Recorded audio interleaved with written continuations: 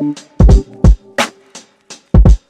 up guys, welcome to my General Hospital after show GHNV. It's been an interesting week in Port Charles. Anna and Sunny tracked down Carlos Rivera in Ecuador. Sunny was actually about to kill Carlos before Anna walked in and rescued him. They brought him into custody. Anna confessed to Jordan what she did to Carlos originally, although I think it was off the record because Jordan and Anna were just having like a friend-to-friend conversation. Loved it. But of course, Paul Hornsby went to talk to Carlos. We don't know what they said to each other. Obviously, Paul has something up his sleeve. It'll be interesting to see what they do, given that Julian probably won't go to jail, Anna probably won't go to jail, Paul probably won't go to jail. They're all main characters. We know it's not going to happen, and if it does happen, it's not going to be for very long. I do want there to be justice for Duke. Actually, I want Duke alive instead. It would be a better outcome for me. I miss Ian Buchanan terribly. I mean, come on. Griffin's got to meet Duke, right? Speaking of Griffin, now that Carlos is in custody, he's a little bit uneasy. Originally, he was all about forgiveness, and now he's kind of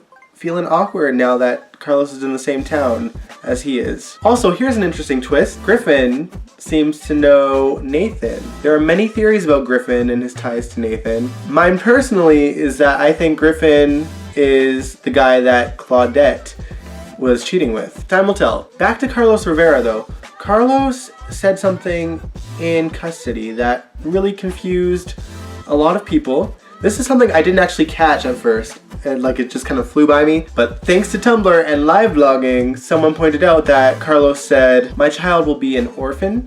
Is Sabrina not still alive? What is going on?" I feel like that was just a blip in the script, and I'm hoping so.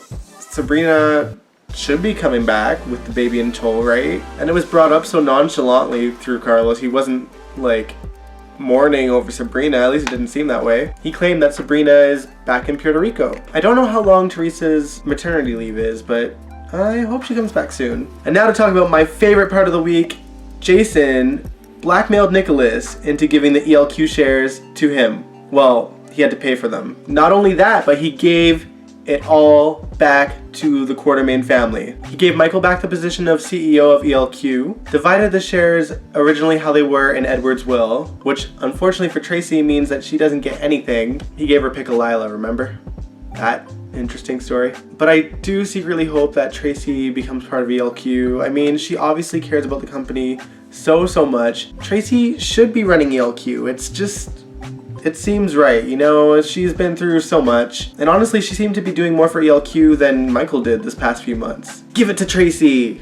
I really love those scenes though, just seeing Tracy so grateful to Jason and how emotional she was with Monica. The only thing I didn't like about the scene is that Ned and Dylan weren't there as well. It could be because of Wally, aka Ned's availability, I don't know. It would have been better if he was in there, but I'm sure there was a reason why they weren't. Hopefully in the future we see some celebrations between the Quartermaine family. Anyway, I love GH this week. I have no complaints about it. If I could ask for just one thing though, loving the location shoots.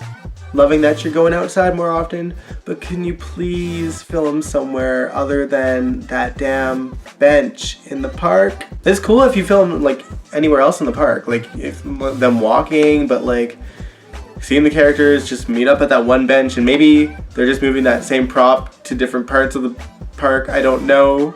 But please just change it up a little bit, just a little bit. Alright guys, I'll catch you next time.